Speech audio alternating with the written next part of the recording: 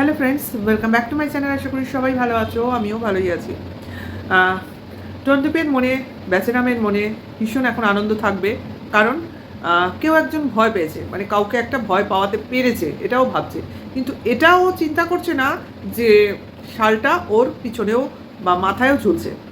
যাই হোক, সেটা কথা না। মানুষ যখন কোনো কাজ করে, সে বুঝতে পারে না যে এই কাজটা আমার পক্ষে ঠিক হলো না ভুল হলো, এটা তার বোঝা সম্ভব হয় না। তারপরে আবার কিছু ফালতু লোক আছে ওকে বোঝাবার জন্য যে তুমি যা করেছো ভালো করেছো, বাহবা করেছো, এই তো আমার স্টাইলে করেছো, এই তো আমার মতো তুমি হয়ে উঠেছো, এই তো আমাদের মতো তুমি এখনকার যোগ্য সন্তান এবং যোগ্য ভাই, অমুক তমুক অনেক অনেক কিছু। মানে লোক আছেই গাছে তোলার জন্য, কিন্তু একবারও ভাবে না যে লোকটাকে আমরা গাছে তুলছি সেই লোকটা গাছ থেকে নামাবে কে? অ্যাকচুয়ালি সে নিজে নামবে না ধপ করে পড়বে? এটা একটা উজ্জ্বল কোশ্চেন থেকেই গেল। দেখা যাক ভবিষ্যৎ। দেখো ভাই, ওয়াইটিতে যখন আছি তখন ধৈর্য ধরতেই হবে, কারণ সবই কিন্তু আমাদের ব্লগিং, পার্ট অফ ব্লগিং। সে আমাদের রিয়েল সমস্যাই হোক আর নাটকবাজি হোক, যাই হোক, সবই কিন্তু আমাদের পার ডে হিসেবে দেখতে হবে, এবং এই 20-30 মিনিটের মধ্যেই দেখতে হবে। তার বেশি তুমি আশাও করতে পারো না, সম্ভবও নয় দেখানো। যাই হোক, দিনটা শুরু হলো বেচারাবের বাজার দিয়ে। তা বাজার তো হলো, রান্নাবান্নাও হলো এবং খাওয়াও হলো, নিরামিষ খাওয়া হলো। বাবাকে যথারীতি দুপুরবেলা দেখা গেল না, কিন্তু উনি এখন আছেন, নর্মাল ওয়েতে খাচ্ছেন। রাত্রে যথারীতি যখন দেখা গেছে উনি খেয়েছেন, এইটা বোঝা যাচ্ছে। হ্যাঁ, কাজে বাবার খাওয়া নিয়ে এখন আর অত চিন্তার কিছু নেই। উনি খান, ওনার মতো উনি খেয়ে বেরিয়ে যান, এই হলো কথা। তা ছেলেরও সেই রকমই ব্যাপার, ছেলেকে আগে খাইয়ে দেয় বা পরে খাইয়ে দেয়, এবার কি খাওয়ালো সেটা অন্য ব্যাপার। কারণ নিরামিষ ভাই, সেখানে ছেলে কি খাচ্ছে সেটা কিন্তু এরা দেখায় না, বা কোনো দিনই দেখায় না, রেয়ার হয়তো দেখায়। এখন একটা ফ্যাচাং তুলেছে, নজর দেবে, খাওয়ার জিনিস দেখাবে না। যাই হোক, সেটা কথা না, দেখাবেও না বলে দেখালাম না। যাই হোক, পর্দা নিয়ে আসলো, পর্দা লাগালো, ঘর সাজাচ্ছে। যাই হোক, একটা আদার্স চ্যানেল, মানে আরেকটা চ্যানেল আছে না, সেকেন্ড চ্যানেল, সেই চ্যানেলে একটা খেলার ভিডিও এসেছিলো, এই কথাটা এখানে বলে নিই। তা সেই খেলার ভিডিও আমি এখনও পুরোটা দেখে উঠতে পারিনি, যেটুক দেখেছি শুরুতেই একটা তো ধাক্কা খেলাম। ছেলে তো যেখানে বলছে কতগুলো কফির কাগজের গ্লাস, চায়ের গ্লাস যাই বলো না কেন, সেগুলোকে ওই পরপর সেট করার খেলা, চুড়ো টাইপের বানাতে হবে। এবার একটা পড়ে গেলেই আবার তোমায় বিল্ড করতে হবে, তারপর আবার সেগুলোকে গুছিয়ে আবার আগের ফর্মে নিয়ে আসতে হবে, এই হলো গেম। তা ওর ফ্যামিলির তিনজনই এই গেমের মধ্যে যুক্ত, বাবা মা নিজে। তো বাচ্চাটা বসে দেখছে এবং মাঝখানে বলে ফেলেছে, রে ভাই, এসির হাওয়া লেগে ওগুলো ভেঙে পড়ে যাবে। তোমরা যদি একটু লক্ষ্য করো, কথাটা বলেছে, সঙ্গে সঙ্গেই মা ছেলে চোকাচুকি। মানে এ কি হলো, লোকে বলছিল বলুক, এখন ব্লগিংয়ে কথাটা শোনা যাচ্ছে। ভাই, একটু একটু করে ইচ্ছা করলে ওটাকে কাট করতে পারতো, কিন্তু এইভাবে ধীরে ধীরে নিয়ে আসছে, হয়তো সামনে রিভিলের দিন চলে আসছে। যাই হোক, সেটা কথা না। কথাটা হচ্ছে কতটা লুকোচুরি করতে পারবে, তার জন্যেই মাঝে মাঝে দেখাতে চেষ্টা করছে বা কারোর দ্বারা বলানোর চেষ্টা করছে। ঠিক আছে, যেমন বাপ ছেলে, মানে একটা জিনিস আমি খুব ভালো বুঝলাম, যে বাচ্চা তো, বাচ্চাকে অনেক কিছুই এরা এদের মতো করে বোঝাবার চেষ্টা করে। সে আমরাও করি। বাচ্চারা অনেক সময় অনেক জিনিস ধরতে চায়, নিতে চায়, সেক্ষেত্রে তাদের নানান রকমভাবে একটা বোঝানো হয়। সেক্ষেত্রে বাচ্চাটাকে দেখলাম একটা ওই বনসাই নকল গাছ নামিয়ে এনে কীরকম সুন্দর করে ক্যামেরার মাধ্যমে বলছে, বন্ধুরা দেখো, এই গাছটা নকল, বাবা বলেছিল এটা আসল। মানে হয়তো বা কোনো সময় বলেছিল ওই গাছটা ধরিস না, ওটা আসল গাছ, ধরলে নষ্ট হয়ে যাবে, সেই রকম হয়তো বলেছিল। ঠিক আছে, এবার ও ওটাকে নিয়ে বুঝতে পেরেছে গাছটা যখন গোড়া থেকে এরকম তোলা যাচ্ছে, তার মানে এটা আসল নয়, এটা নকল। এবং সেটাকে ও প্রচার করার জন্য ক্যামেরায় বলতে শুরু করে দিয়েছে, দেখো বাবা আমাকে এটা বলেছে, আসলে এটা ওটা নয়। তার মানে একটা জিনিস, কেন আমি এই কথাটা বললাম, একটা বাচ্চারই তো কথা, এখানে এই কথাটা বলার কি দরকার, মনে আসতেই পারে তোমাদের। তা এর থেকে আমার একটা জিনিস মনে হলো, এর আগেও অনেকগুলো জিনিস আমি দেখেছি, যে চট করে আজকে এই একটা ঘটনার থেকে বলছি তা নয়, এর আগেও অনেক কথা হয়েছে। যেমন অনেক ব্যাপারেই বলেছে, বাবা মিথ্যে বলছো কেন, এটা সত্যি না, বা এটা না ওটা, ছেলেটা অনেক কিছুই আলটাপকা বলে দিয়েছে। যাই হোক, এরা মেকআপ করার চেষ্টা করেছে মাঝে মধ্যে। তো সেই ক্ষেত্রে বাচ্চাটার একটা গুণ হচ্ছে, ও কিন্তু মানে সত্যি কথাটা বা আসল কথাটা নির্ভীকভাবে বলে দেয়। ওর মনে কিন্তু কোনো ভয় নেই কেন বলছি, অনেকেই হয়তো বলবে বাচ্চারা তো এরকমই হয়, আশপাশের কথা ভাবে না, যা বলে দেয়, কিন্তু সেটা না। মানে বাবা, আমি যে কথাটা বলবো, বাবা যে আমাকে বকা দেবে বা অমুক করবে, এই ভয়টা ওর মধ্যে নেই।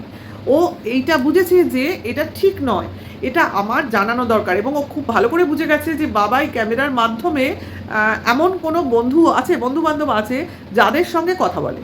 ঠিক আছে, এটা ওকে বোঝানো হয়েছে। ও তার ভিউয়ার্স বোঝে না বা বোঝে না এখানে এই ক্যামেরার পিছনে হাজার হাজার লাখ লাখ মানুষ, অচেনা মানুষ ওদের ওয়াচ করছে, ও কিন্তু বোঝে না। ওকে হয়তো বোঝানো হয়, যারা ওদের বাড়ি যাতায়াত করে তাদেরকে দেখিয়ে বোঝানো হয় যে এরাই দেখছে, এরাই হলো বন্ধু, এরাই দেখছে, ঠিক আছে। তা সেই হিসেবে ও বলছে, ও নিজের লোক ভেবে তাদের বোঝাতে চাইছে, দেখো এই জিনিসটা এই বাবা আমাকে এটা বুঝিয়েছিল। তার মানে এর থেকেই আমি বুঝতে পারছি বাচ্চাটার কিন্তু মানে সত্যের প্রতি একটা ঝোঁক আছে, মানে একটা নির্ভীক স্বভাব আছে, এবং বাচ্চাটা খুব তাড়াতাড়ি যে কোনো জিনিস অ্যাডাপ্ট করে নেয়।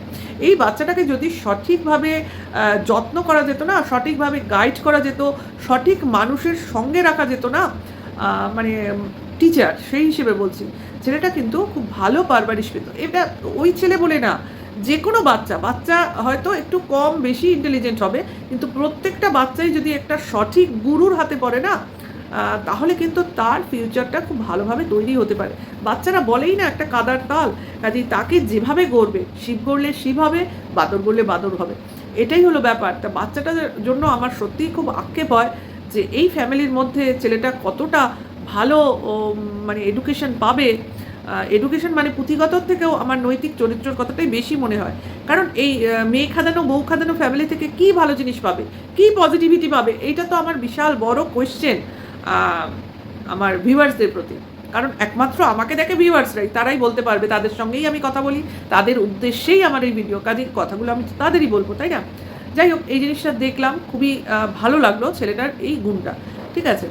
এরপরে তো ছেলেটার টিভি দেখে, কিন্তু দেখো একটা জিনিস খুব ভালো হয়েছে, কার্টুন দেখে, টিভি অতটা, মোবাইলও দেখে, মোবাইলও অনেক সময় ওর হাতে দিয়ে বসিয়ে দেওয়া হয়, কিন্তু সেই ল্যাক অফ পড়াশোনার সেই সিস্টেমটা নেই। যখন বারবার বলা হয় তখন মাঝে মাঝে ওই কি তারের কতগুলো লেটার নিয়ে ওর ওই দাদু বসে পড়ে। তা দাদুর যে কি এখানে কার্যকারিতা বা উপকারিতা আমি তো কিছুই বুঝি না। দাদু ঠাকুমা থাকেই ছেলেদের পড়াশোনা নিয়ে ব্যস্ত থাকো, ভাই সন্ধ্যাবেলার পর থেকে তোমাদের কাজ কি? না, এদের এসব ইচ্ছা করে না। আবার সেই প্রাইভেট টিউশনের কথা এই ভিডিওতে আবারও বলবো, সেই ওই জায়গাটা মোটেও দেখাচ্ছে না বা ওভারলুক করে যাচ্ছে। যাই হোক, সেটা কথা না, কথাটা হচ্ছে তোমার পনির পরোটা বানানো ভালো, পনির পরোটা ভালো। তা ছেলেটা কি খাবে ভাই? ছেলেটা তো এগরোল খেতে ভালোবাসে, তা দিনে একটা ডিম দেওয়াই যেতে পারে, কিন্তু নিরামিষ দেওয়া যাবে না। বাচ্চারা তো নিজেরাই ভগবানের সমান, তাহলে তাদের আবার কিসের আমিষ কিসের নিরামিষ? অন্তত 8-10 বছর অবধি তো ছেলেটাকে বাচ্চার মতোই থাকতে দাও, তাকে তার মতো পুষ্টি, প্রোটিন, ভিটামিন এগুলো দাও। ফল আনি, কিন্তু ফল খেতে দেখায় না কেন? বাচ্চাটাকে বসে টিভি দেখতে দেখতেই খাচ্ছে, সেটা দেখাও। এগুলোও তো ব্লগিং, তাহলে তো বাবাই প্রশংসা পায়। বাচ্চাটার দেখাশোনার জন্য তো ফ্যামিলিকেই বলা হবে যে না এটা ঠিক মতো দেখছে, কিন্তু এটা দেখাবে না। কেন দেখাবে না আমার মাথাতে ঢোকে না যে বাচ্চার একটা পারভারিশ, এটা কি এক গেমস, স্কুলের গেমস, দৌড়াদৌড়ি, ওই কাপ, ওখানে ওই জিনিসটা থেকেই ওদের ওই মাথায় এই ব্যাপারটা এসছে যে ওইভাবে দৌড়ে দৌড়ে কাপগুলো সেট করতে হবে। এর থেকেই কিন্তু ওদের ওই অন্য চ্যানেলে যে কাপের গেমসটা, ওটাই মাথায় এসছে। যাই হোক, সেই গেমসটা দেখিয়েছে, কিন্তু বাচ্চাটা তৎপরতার সঙ্গে গেমটা জিতেছে, ওয়েল ডান, প্রশংসার যোগ্য। নিশ্চয়ই বাচ্চাদের মধ্যে এরকম কম্পিটিশান রাখতে হয়, তবে তারা পড়াশোনার ক্ষেত্রেও এগোয়, খেলাধুলার ক্ষেত্রেও এগোয়। কিন্তু সেটা কথা না, পড়াশোনার প্রতি জোর নেই। আরে এখন তো অনেক কিছু শিখে যাওয়ার কথা, কেন আমরা যেখানে এতবার এত লোক এতভাবে বলি, তখন কেন সেই জিনিসগুলোর উপর সঠিকভাবে নজর দেওয়া হয় না? ফার্স্ট হয়েছে শুনলে মনে হবে পড়াশোনায় ফার্স্ট হয়েছে, কিন্তু খেলায় ফার্স্ট হয়েছে ভাই। খেলায় কম বেশি হতেই পারে, কেউ বেশি তৎপর হয়, কেউ একটু ঢিলাগোবিন্দ হয়, কার বুঝতে সময় লাগে, কারো বোঝে তাড়াতাড়ি, এর জন্যই খেলায় হার জিত হয়। যাই হোক, সেটা কথা না, কথাটা হচ্ছে বাচ্চাটার বেশ সুন্দর কথাবার্তাও দেখলাম। বাবাকে বলছে যে আমার মতো পেট করতে গেলে তোমাকে বডি বিল্ডিং করতেই হবে। দেখো বাচ্চাটাও কিন্তু বুঝে গেছে, আসলে দেখছে না, ডে বাই ডে দেখছে, এবং খুব তাড়াতাড়ি জিনিসগুলোকে ক্যাচ আপ করে। এবং সবথেকে বড় কথা, খুব বেশি দিন না এখানে থাকলে খুব তাড়াতাড়ি বাচ্চাটাই সব সত্যি কথা নিজের মুখ দিয়ে বলতে থাকবে। কারণ এরা তো এখন ব্লগিং করতে করতে বাচ্চাটাকে কোথাও সরাতে পারবে না। বাচ্চাটা নিজেই এখন দেখবে ক্যামেরার মধ্যে চলে আসে, এদের আনতে লাগে না, যদি বাচ্চাটা জেগে থাকে, না ঘুমিয়ে থাকে।